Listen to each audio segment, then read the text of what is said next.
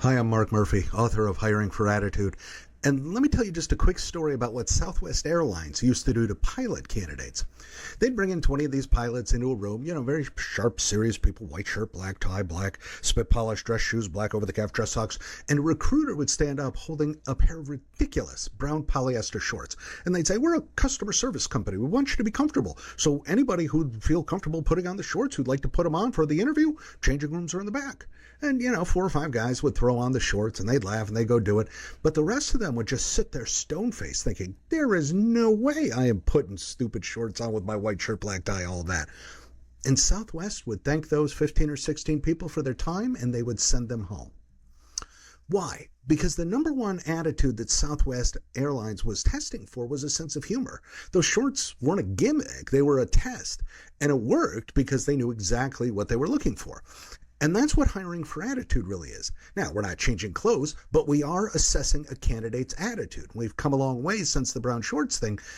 But here's why this attitude piece still matters absolutely so much. We ran a study, 5,000 hiring managers, more than 20,000 hires tracked over 3 years. 46% of those new hires failed within 18 months. But that's not the interesting number. The interesting number is why they failed. Only 11% of those failed hires failed for lack of skills.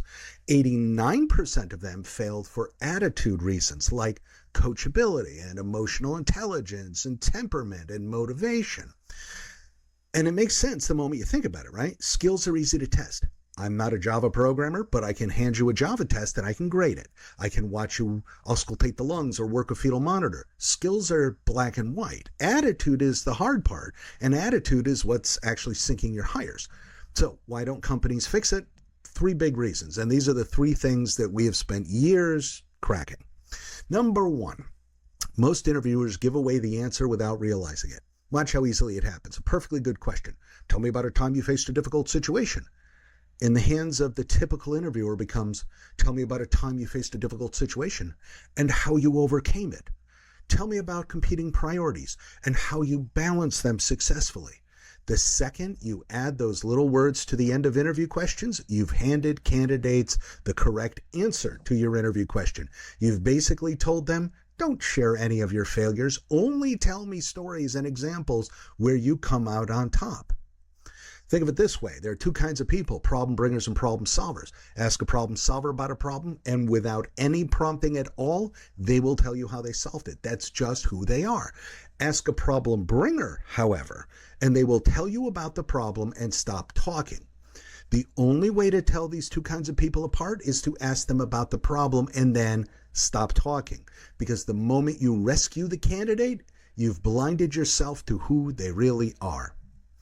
The second thing, even with a clean question, most people still can't tell a good answer from a bad one. And this is really where it stops being an art and really becomes a science. We took over 20,000 real interview answers, ran a linguistic analysis on them, and the results were pretty staggering.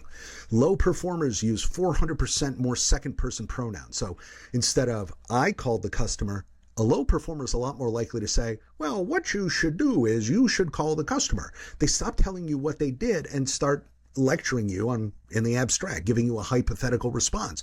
Low performers also lean on present and future tense verbs instead of past tense verbs because they're describing what one should do, what one ought to do, rather than what they actually did. And they use twice as many absolutes, words like always, never, everyone, impossible. Once you start to identify these things, you really can't unhear it. Attitude leaves a fingerprint right there in their answers, and you can train your people to catch it in real time. That brings me to the third thing, and I want to show you, not tell you. Here's a real answer to the question, tell me about a time you were asked to do something you didn't know how to do. Oh, that's easy. I was always learning on the fly at my last job. Customers were always complaining about our billing system, and honestly, they were right. I got stuck with way more tough problems than anyone else because my boss knew that I was good at problem solving. Reaching out to a manager is one place you can start. In situations like this, I will take it upon myself to dig into the records. There's usually an answer there if you look hard enough. I just don't believe in failure. Now, rate that answer, 1 to 7. Most people, when we test them, give this answer a 5 or 6 or even a 7. 2/3 of interviewers like that answer.